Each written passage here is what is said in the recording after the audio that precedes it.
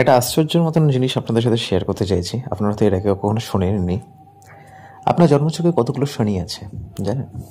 কতগুলো শনি আপনার বার্থ চার্টে আছে? জেনারেলি আমাদের একটাই শনি থাকে, প্রত্যেকটা প্ল্যানেট একটা একটা করে থাকে, তাই তো? কিন্তু আপনার বার্থ চার্টে একের অধিকও শনি থাকতে পারে। তো এটা কী করে পসিবল?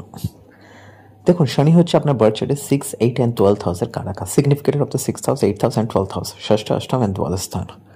যখন আপনার বার্থ চার্টে যখন কোনো ডেবিলিটেটেড প্ল্যানেট থাকে, নিচস্থ প্ল্যানেট, সে যেই কোনো প্ল্যানেট থাক না কেন, কোনো নিচস্থ প্ল্যানেট যদি থাকে, তো সেই প্ল্যানেটটা আপনার বার্থ চার্টে শনির মতন কাজ করে। Means this is the another Shani, আরেকটা শনি এটা, ওকে, স্যাটার্ন।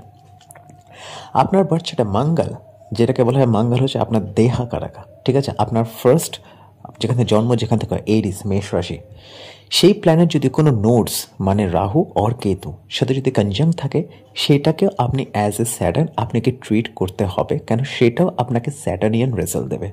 তো আপনার বার্থ চার্টে তিনটে শনি থাকতেই পারে। এক হচ্ছে অরিজিনাল শনি, যেটা হচ্ছে আমাদের প্রত্যেকের থাকে। সেকেন্ড হচ্ছে নিচস্থ গ্রহ, ওয়ার্ক লাইক আ স্যাটার্ন, শনির মতন কাজ করে, ঠিক আছে? কেন নিচস্থ গ্রহ মধ্যে বিষ্ণু যে আশীর্বাদ থাকে না, আপনাকে দশ মহাবিদ্যায় হেল্প নিয়ে তাকে স্ট্রং করা বা তাকে পজিটিভ প্রদান করতে হবে, positivity.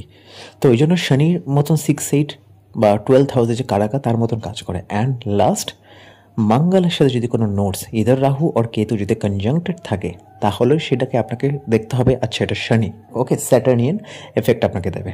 Okay, I hope this is a very new technique for you guys, but I learned from Pandit Sanjay, so that's why I'm sharing with you, okay?